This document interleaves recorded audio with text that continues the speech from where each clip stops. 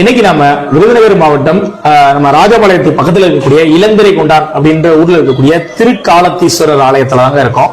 இந்த ஆலயத்துல இந்த நந்தியம்பெருமான் ரொம்பவும் சிறப்பானவர். ஏன் அப்படின்னா, பொதுவா நந்தியம்பெருமான் நம்ம சிவபெருமான நேர்ல பார்த்த மாதிரி இருப்பாரு. ஆனா இங்க பாத்தீங்கன்னா கொஞ்சம் இந்த பக்கம் திரும்புற மாதிரியான ஒரு அமைப்புல இங்க இருக்காரு. இதுக்கு என்ன காரணம் சொல்றாங்க அப்படின்னா, சாமியோட அந்த வேத வாக்குகளை கூர்ந்து கவனிச்சு இப்படி கேட்டுக்கிட்டு இருக்காரு அப்படின்ற மாதிரியான அர்த்தத்துல சொல்றாங்க. அதனால இங்க நந்தியம்பெருமான் ஒற்றை கண் பார்வையில மட்டும்தான் சிவனை தரிசனம் பண்றாரு. ஏன்னா இந்த கண் பாத்தீங்கன்னா இங்க என்ன பார்த்த மாதிரி இருக்கு, அதாவது இந்த சைடு இருக்குது. இந்த ஒரு கண் மட்டும்தான், அவருடைய இடது கண் மட்டும்தான் சாமியை பார்த்த மாதிரியான இருக்குது.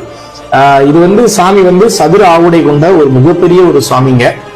சொல்ல போனா காளகஸ்தியில இருக்கிற அந்த சாமிக்கு நிகரான ஒரு சக்தி கொண்ட தென் தமிழகத்தில் இருக்கக்கூடிய பாண்டிய நாட்டு ஸ்தலங்கள்ல இது வாயு தலமா விளங்குது.